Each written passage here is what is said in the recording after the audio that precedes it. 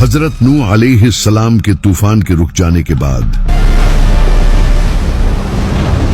हजरत नूह अलैहिस्सलाम अपनी फैमिली के साथ दोबारा जमीन पर अल-अहकाफ नामी जगह पर रहने लगे, जो आज के टाइम में यमन और ईरान है। इसके बाद इनकी औलाद तेजी से फैलने लगी और इस तरह दोबारा इंसानियत तरक्की करने लगी। कई सदियों के बाद इंसानियत काफी प्रोग्रेस कर चुकी थी और एक पावरफुल सिविलाइजेशन बन चुकी थी। इस सिविलाइजेशन के लोग पावरफुल, लंबे और स्किल्ड थे, जिसकी वजह से इनमें गरूर आ चुका था। इसके अलावा वो लोग बुतों की पूजा करते थे। ये देखकर अल्लाह ने इनकी तरफ अपना एक नबी भेजा जिसका नाम था हूद।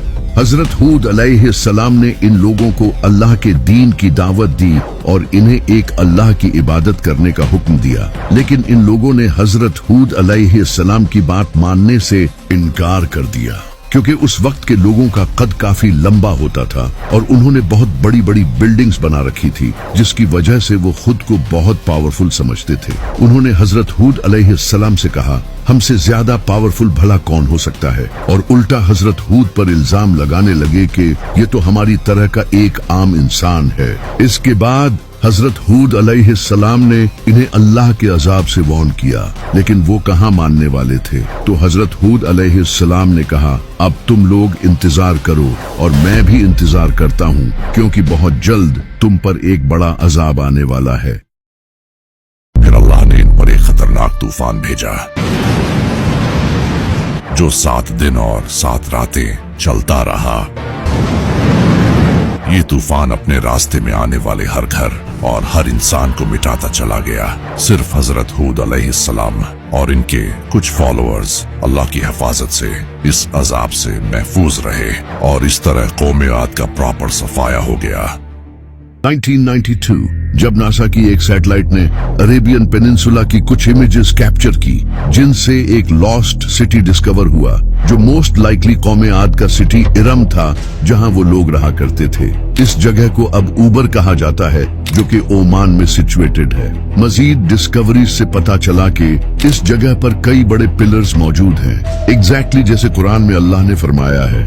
इसके अलावा ये भी डिस्कवर हुआ कि ये शहर किसी सडन कैटास्ट्रोफिक इवेंट यानी एक विंड स्टॉर्म की वजह से तबाह हुआ था। इस इलाके की मिट्टी में इस तूफान की कई लेयर्स देखी गई। कई वेस्टर्न रिसर्चर्स जैसे कि निकोलस क्लैप, जो नासा में काम करते थे और एक आर्कियोलॉजिस्ट भी थे, उन्होंने इस बात को कंफर्म किया कि यह शहर कौम आद का शहर था, जो एक खतरनाक तूफान की वजह से मिट गया। इसके अलावा एंशिएंट अरब और ग्रीक्स रिकॉर्ड्स में भी ये मेंशन है कि साउथ अरेबिया में एक बड़ी सिविलाइजेशन आबाद थी, जो बाद में वैनिश हो गई। कई जियोलॉजिकल स्टडीज से ये बात भी सामने आई कि कौम आद के दौर में एक सडन क्लाइमेट चेंज हुआ था। और सबसे कमाल की बात ये है कि ये तमाम डिस्कवरीज कुरान से अलाइन करती हैं। कौम आद की तबाही के बाद हजरत हूद अलैहिस्सलाम अपने फॉलोअर्स को लेकर एक नई जगह शिफ्ट हो गए, जो आज के दौर में सऊदी अरब में अल उला नामी जगह है। ये लोग वहां आबाद हो गए और पहाड़ों में अपने घर बनाने लगे। वक्त गुजरने के साथ साथ एग्जैक्टली कौम आद की तरह ये लोग भी तरक्की करने लगे और दौलत और टेक्नोलॉजी में आगे बढ़ने लगे और आहिस्ता आहिस्ता गुरूर में मुब्तला हो गए। अल्लाह का शुक्र अदा करने की बजाय ये लोग एक अल्लाह को छोड़कर बुतों की पूजा करने लगे।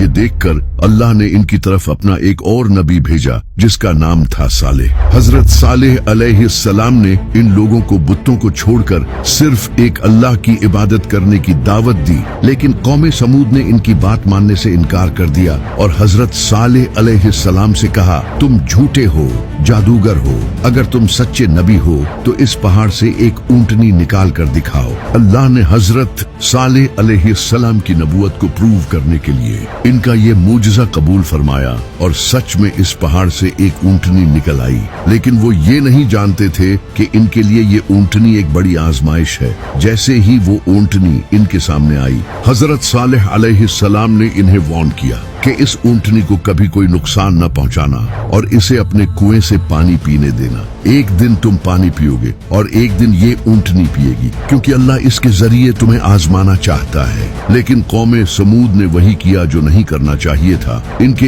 एक सरदार ने इस ऊंटनी को कत्ल कर दिया। इसके बाद हजरत सालेह अलैहिस्सलाम ने फरमाया, अब 3 दिन अपने घरों में आराम करो, क्योंकि अल्लाह का अजाब तुम पर आने वाला है। पहला दिन गुजरा तो इनके चेहरे पीले पड़ गए, दूसरे दिन इनके चेहरे लाल हो गए और तीसरे दिन इनके चेहरे काले हो गए और फिर चौथे दिन एक खौफनाक धमाका हुआ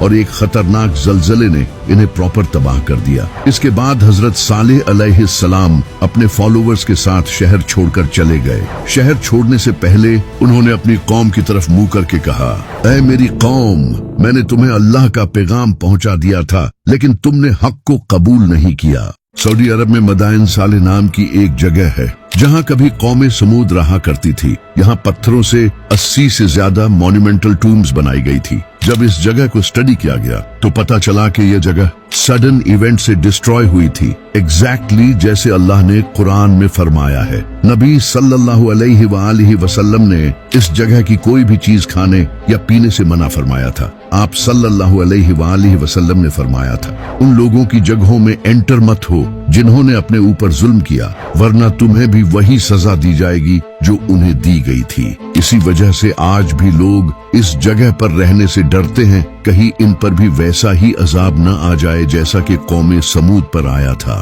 कौमे समूद के बाद एक और सिविलाइजेशन ने जन्म लिया जो अरब के सेंट्रल या नॉर्थर्न रीजन्स में आबाद थी, लेकिन इनकी एग्जैक्ट लोकेशन के बारे में किसी को नहीं पता। कई सालों बाद ये कौम भी दोबारा बुत प्रस्ती में मुब्तला हो गई। अल्लाह ने इनकी तरफ भी अपना एक नबी भेजा, मगर इस नबी का नाम किसी को मालूम नहीं, क्योंकि कुरान में इस कौम का जिक्र सिर्फ कौमे रस के नाम से हुआ है। इस कौम ने भी अल्लाह के नबी को झुठलाया तो अल्लाह ने इस कौम को भी तबाह कर दिया। लेकिन कैसे तबाह किया, इसकी डिटेल्स किसी को मालूम नहीं। सऊदी अरब के अल कसीम प्रोविंस में एक टाउन है जिसका नाम है अल रस, जिसके बारे में कई स्कॉलर्स का कहना है कि ये रस सिविलाइजेशन का शहर था, लेकिन इससे रिलेटेड कोई मेजर आर्कियोलॉजिकल एविडेंसेस नहीं है। जबकि कुछ इस्लामिक हिस्टोरियंस का कहना है कि कौमे रस सेंट्रल अरेबिया के नजद रीजन में रहती थी, जहाँ कई ड्राइड आउट वाटर रिसोर्सेज हैं। क्योंकि ये जो नाम है रस, इसमें रस का मतलब अरबी में कुआं होता है, जिससे ये पता चलता है कि ये कौम कुओं के पास रहती थी। तो इस वजह से ये हो सकता है कि ये सिविलाइजेशन यहाँ रहती हो। जबकि कुछ रिसर्चर्स का कहना है कि कौमे रस कौमे समूद या फिर नबातियन ट्राइब का ही एक ग्रुप था जो अरेबियन पेनिनसुला और जॉर्डन में रहती थी, क्योंकि नबातियन ट्राइब अपने एडवांस वाटर मैनेजमेंट सिस्टम के लिए जानी जाती थी, जिस तरह कौमे रस को कुरान में डिस्क्राइब किया गया है। अगर हम साइंटिफिक एविडेंसेस को ढूंढें तो अगर कौमे रस नेचुरल डिजास्टर से डिस्ट्रॉय की गई थी तो इसके कई जियोलॉजिकल एविडेंसेस जरूर पाए जाने चाहिए।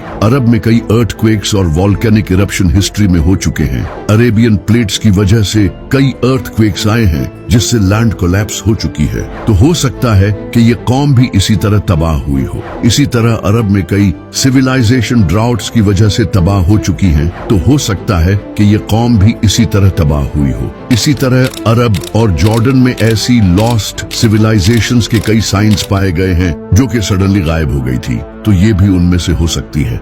इसके बाद एक नई सिविलाइजेशन कायम हुई जिन्हें कुरान में कौमे तुबा के नाम से मेंशन किया गया है। कौमे तुबा एक्चुअली यमन के रहने वाले हिमयाराइट किंग्स थे।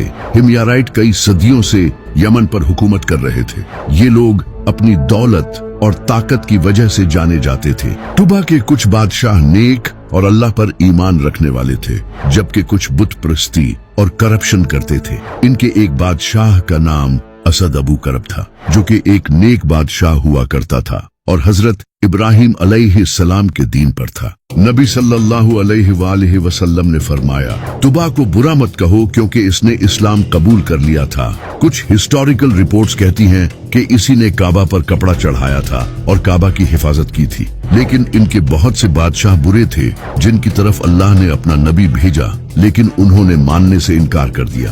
फिर अल्लाह ने इस कौम को भी तबाह कर दिया, लेकिन किस तरह तबाह किया ये कुरान में बताया नहीं गया।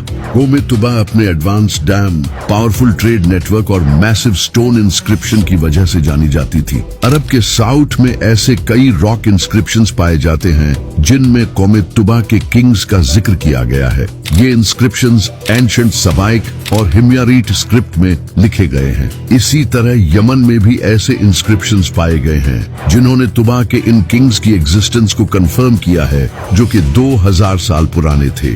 यमन के नेशनल म्यूजियम में ऐसे कई आर्टिफैक्ट्स रखे हैं। ये सिविलाइजेशन मरिब डैम पर काफी डिपेंड करती थी। 570 ईस्वी ये डैम कोलैप्स हो गया था, जिससे कई फ्लड्स आए और लोग माइग्रेट हो गए। तो हो सकता है ये सिविलाइजेशन भी इस डैम कोलैप्स होने की वजह से ही डिस्ट्रॉय हुई हो। आर्कियोलॉजिस्ट को इस डैम के कुछ एविडेंस मिले हैं, जिससे ये पता चला कि ये एक बहुत बड़ा इंजीनियरिंग मार्वल था जो कि पॉसिबली खतरनाक बारिश की वजह से टूटा था।